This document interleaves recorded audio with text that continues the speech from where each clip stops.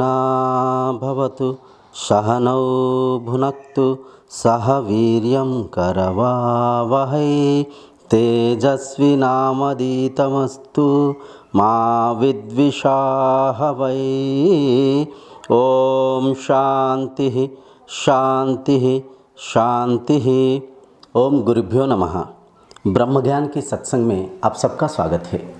सत्संग के विषय मुंडक उपनिषद की एक मंत्र के माध्यम से हम स्वाध्याय करते हुए अपने सत्य की आविष्कार करेंगे। यहाँ पे दो स्टैंड पॉइंट्स है।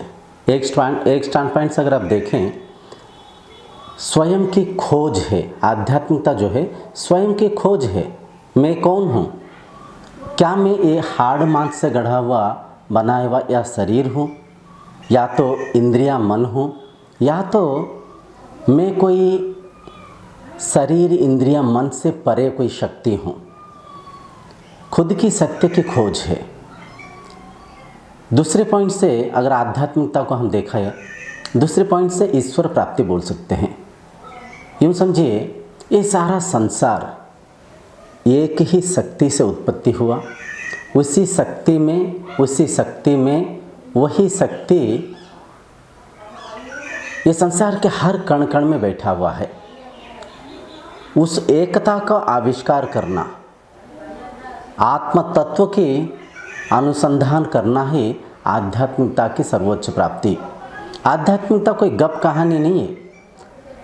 आध्यात्मिकता सत्य के अनुसंधान है। भगवान क्या है समझना, या तो मेरे सत्यता क्या है समझना, इसकी अनुसंधान, इसकी खोज आध्यात्मिकता है।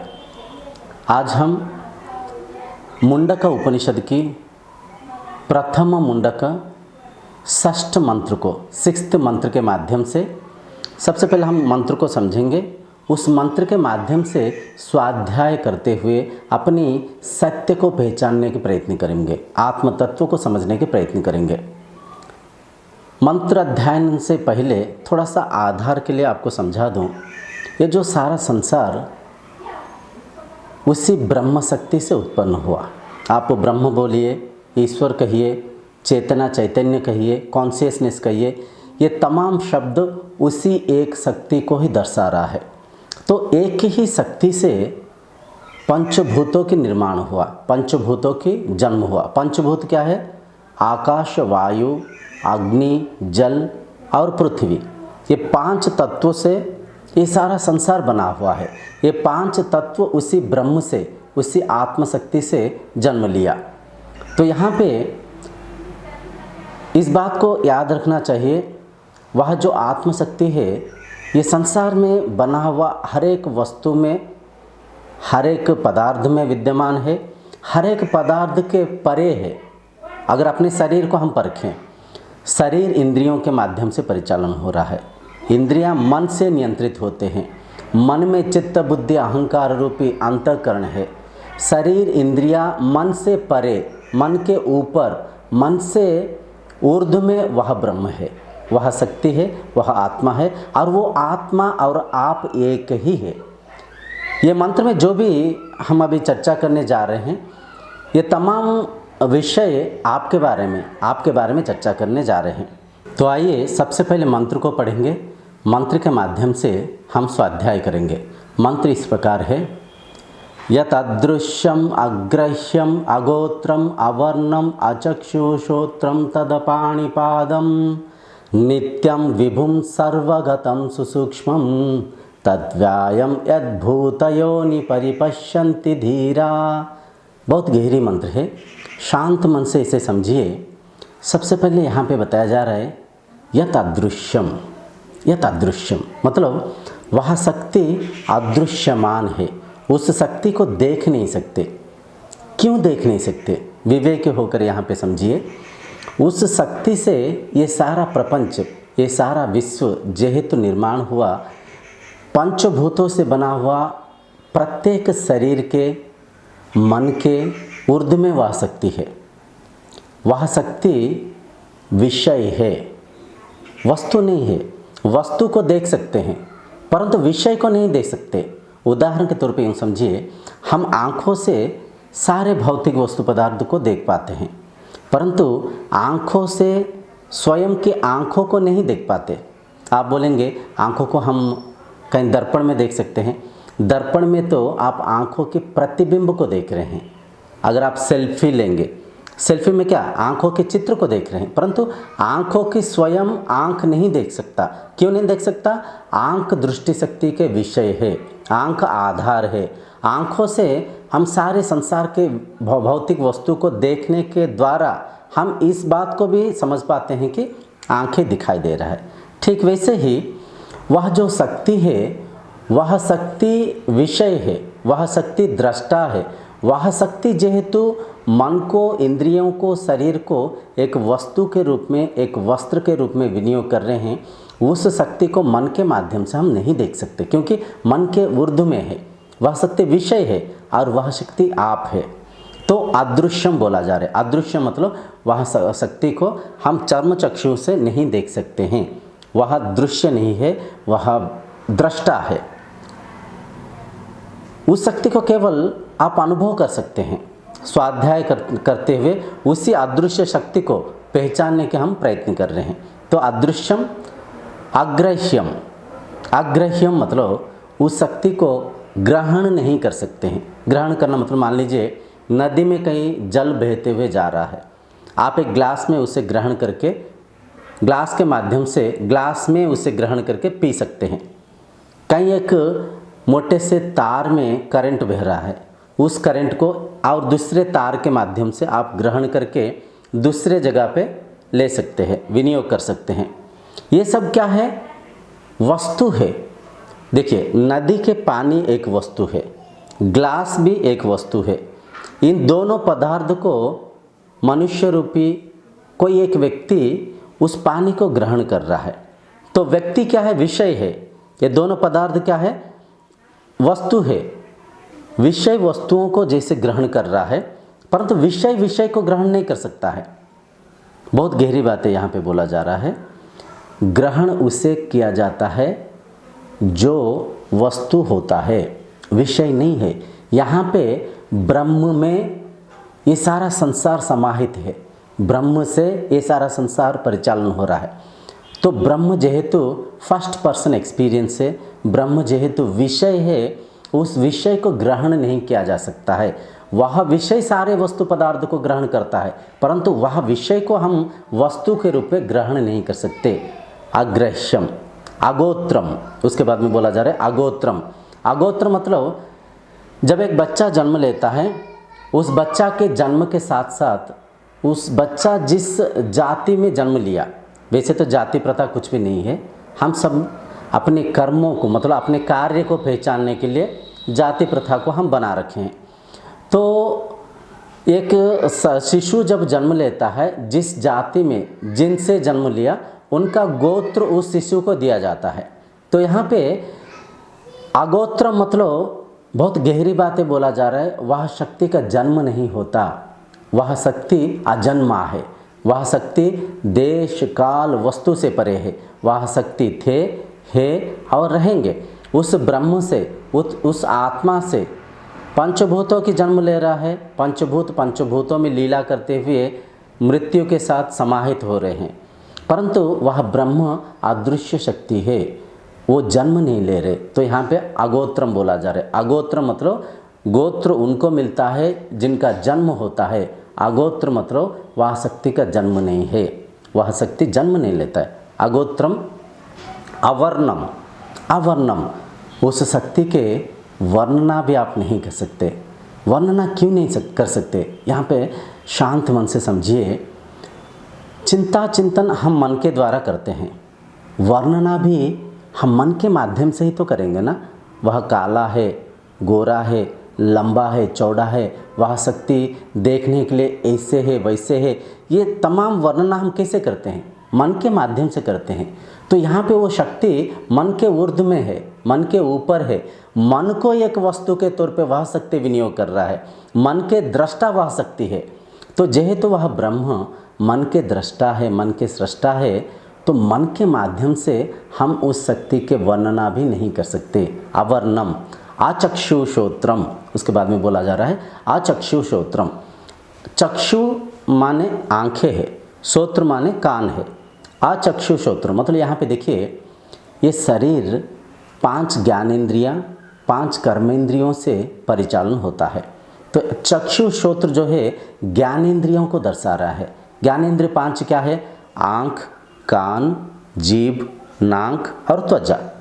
ये जो 5 ज्ञानेंद्रियाँ है, ये 5 ज्ञानेंद्रियाँ वह शक्ति नहीं है। उस शक्ति के कोई आँख नहीं है, कोई कान नहीं है, परंतु वह शक्ति इस आँख, कान, जीभ, नाक, त्वचा को, इन ज्ञानेंद्रियों को एक वस्तु के रूप में विनियोग कर रहे हैं। तो यहाँ पे बोला जा रहा है अचक्षु श्रोत्र मतलब वह शक्ति ज्ञानेंद्रिय नहीं है, ज्ञानेंद्रियों की दृष्टा है, सृष्टा है। ज्ञानेंद्रियों को वह शक्ति विनियोग कर रहा है। आपके बारे में यहाँ पे मैं बारंबार इस बात को दोहराऊंगा नहीं, ये तमाम चीज़ें आपके बारे में बोला जा रहा है।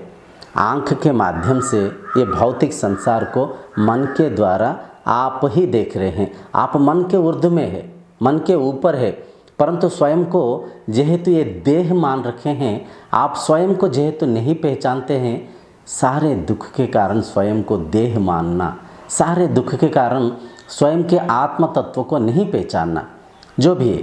देखिए यहाँ पे आचक्षु श्रोत्रम तदपाणिपादम, तदपाणिपादम बोला जा रहा है। तदपाणिपादम मतलब यहाँ पे कर्मेंद्रियों को बोला जा रहा है।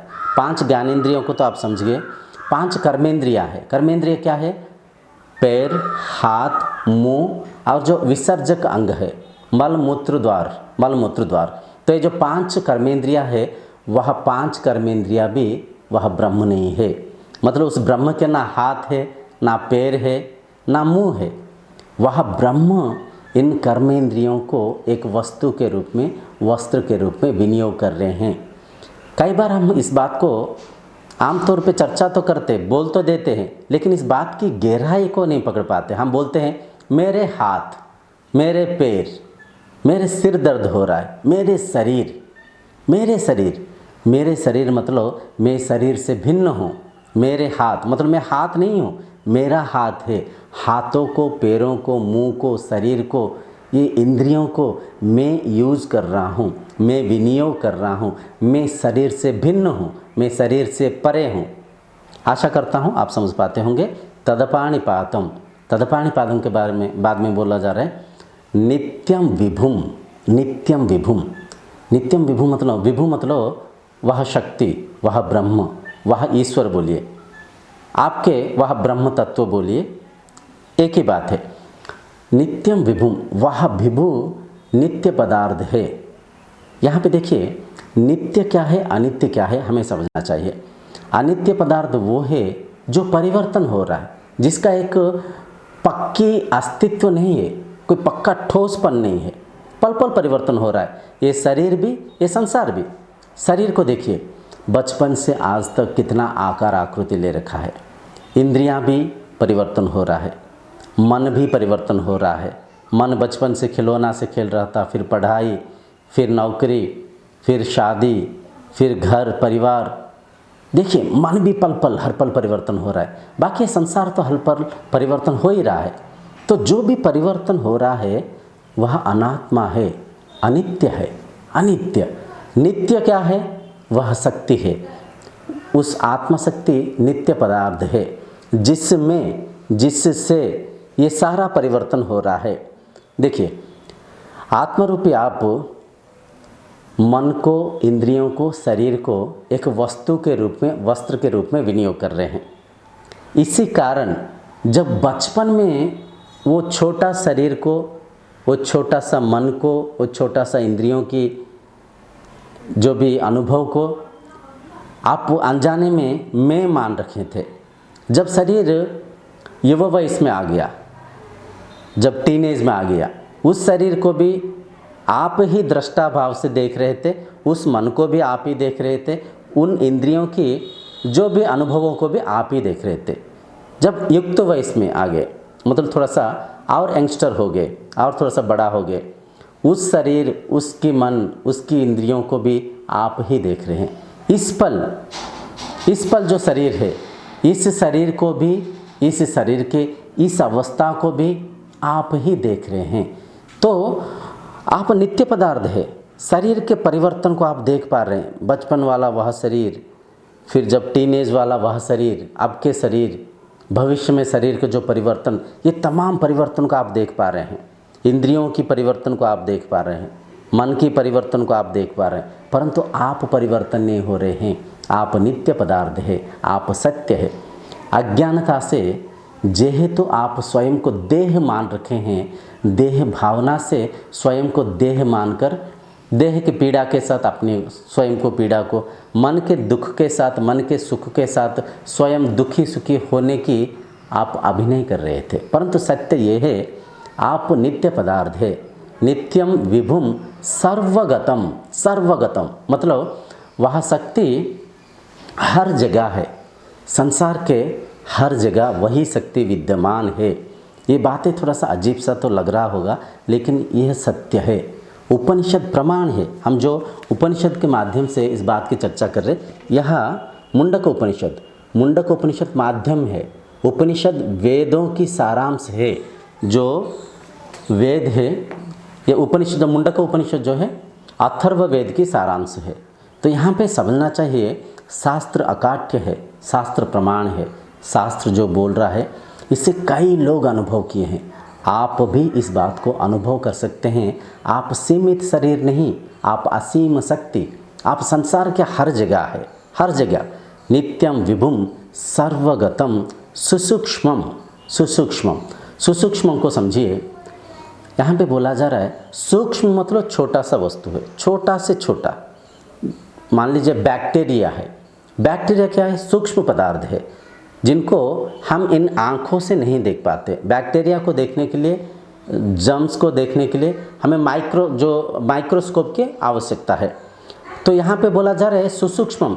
अगर हम सूक्ष्म पदार्थ को ही नहीं देख पाते, ये सूक्ष्म से भी सूक्ष्म पदार्थ है। यूँ समझिए, ब्रह्म से पंचभूतों की जन्म हुआ, आकाश, वायु, अग्नि, जल और स्थल। इन पंचभूतों का अगर आप परखें, आप पृथ्वी पदार्थ को तो पहचान लेते हैं। पृथ्वी पदार्थ मतलब जो मिट्टी तत्व है। मिट्टी या तो मिट्टी से निकला हुआ हर एक वस्तु पदार्थ। हमें जो चेयर को देख रहे हैं, ये किससे बना? लकड़ी से बना। लकड़ी कहाँ से आया? मिट्टी से ही, पेड़ से ही आया। या तो कोई भी मेटालिक पदार्थ, कोई भी टेबल हो गया, मोबाइल हो गया, जितना भी यांत्रिक वस्तु पदार्थ, ये सब क्या है? मिट्टी तत्व है, मिट्टी से ही निकला हुआ है। कोई भी धातु से कोई भी वस्तु बना हुआ है, उस वस्तु को हम देख पाते हैं, वह पृथ्वी तत्व है। लेकिन पृथ्वी तत्व से थोड़ा सूक्ष्म पदार्थ क्या है? जल। जल को हम पकड़ नहीं पाते। जल को पकड़ने के लिए कोई पात्र की आवश्यकता है। हाथ में पकड़ेंगे तो बह जाएगा। पृथ्वी तत्व से जल तत्व और थोड़ा सूक्ष्म है। जल से और अधिक सूक्ष्म क्या है? अग्नि है, अग्नि तत्व। अग्नि तत्व को हम ठीक से देख नहीं पाते। अग्नि के जो स्ट्रक्चर को हम तो अंदाज़ा लगाते हैं, लेकिन परफेक्टली अग्नि तत्व को हम देख नहीं पाते हैं, पकड़ नहीं पाते हैं, स्टोर नहीं कर पाते हैं। अग्नि के स्रोत को, फ्यूल को हम स्टोर कर सकते हैं, मैचिस को हम स्टोर कर सकते हैं, परंतु अग्नि को पकड़ कर कहीं स्टोर नहीं कर सकते। कहीं प्रज्वलित करते हुए दीप के माध्यम से तो स्टोर कर सकते हो, वह भिन्न बात है। अग्नि को पकड़ नहीं सकते हैं, अग्नि को कोई डब्बा में पैक नहीं कर सकते हैं। तो अग्नि से भी जो सूक्ष्म पदार्थ है वह वायु है, हवा। हम सब हवा को देखते हैं, हवा चल रहा है, हम ऐसे भी नहीं बोल सकते हवा नहीं है। हवा है, निश्चय हवा है, परंतु हवा देखिए इतना सूक्ष्म है, उस हवा को हम देख नहीं सकते। उस हवा का कोई रंग रूप नहीं है। हवा को हम नाप भी सकते हैं, विंड स्केल से हम नाप सकते हैं, हवा इतना तेज़ बह रहा है, परंतु हवा दिखाई नहीं दे रहा है। हवा से भी सूक्ष्म पदार्थ आकाश है, स्पेस। यहाँ पे देखिए स्पेस है, आकाश है। आकाश को हम देख नहीं पाते। क्यों नहीं देख पाते?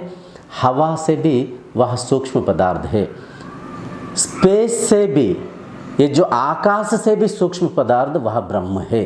तो जब हम हवा को ही नहीं देख पाते हैं, इस आकाश को ही नहीं देख पाते हैं, अग्नि को, जल को ठीक से नहीं देख पाते, तो इनसे भी सूक्ष्माति सूक्ष्म पदार्थ को हम भला कैसे देख पाएंगे? उस सूक्ष्म पदार्थ को पहचानने के लिए शास्त्र को माध्यम करके स्वाध्याय करते हुए आप अंतर्मन में उससे पहचान सकते हैं, उससे स्वयं महसूस कर सकते हैं। फर्स्ट पर्सन एक्सपीरियंस, वो जो ब्रह्म है फर्स्ट पर्सन एक्सपीरियंस है, उससे आप महसूस कर सकते हैं, उससे आप पहचान सकते हैं, समझ सकते हैं, परख सकते हैं, परंतु उस सूक्ष्म पदार्थ को आप ना देख सकते हैं ना किसी को दिखा सकते, क्योंकि वो विषय है, वस्तु नहीं है। उससे जेहेतु पंचभूत निर्माण हुआ, पंचभूतों से भी वह सूक्ष्माति सूक्ष्म पदार्थ है। सुसूक्ष्मम तद्व्यायम यद्भूत योनि परिपश्यन्ति धीरा, तद्व्यायम यद्भूत योनि परिपश्यन्ति धीरा। यहाँ पे ये बोला जा रहा है, धीरा मतलब धी पुरुष, साधक, सिद्धि प्राप्त क्या हुआ साधक के बारे में यहाँ पे बोला जा रहा है।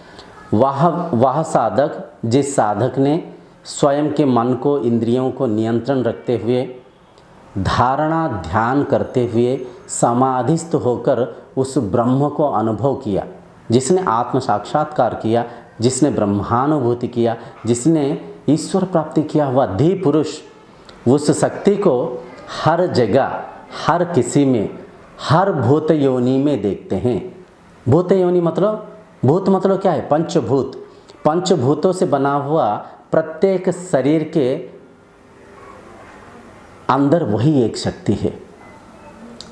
यद तत्व्यायम यद भूत योनि परिपश्यन्ति धीरा, हर एक भूत योनि में, भूत योनि मतलब पशु में, पक्षी में, मनुष्य में, धनी गरीब, कोई बड़ा छोटा, ज्ञानी मूर्ख, कुछ नहीं है।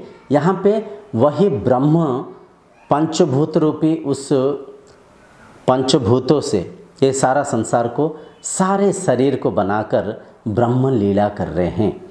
जिस समय आप साधना में सिद्धि प्राप्त करके तुरीय दर्शन करेंगे, सब में सबको खुद में देखेंगे, सबको खुद सा देखेंगे, सब में खुद को देखेंगे, तब क्या होगा? आप धी पुरुष बन जाएंगे, आप आत्मज्ञानी बन जाएंगे, आपका मुक्ति हो जाएगा, आपका मोक्ष हो जाएगा, आपका निर्वाण प्राप्ति होगा।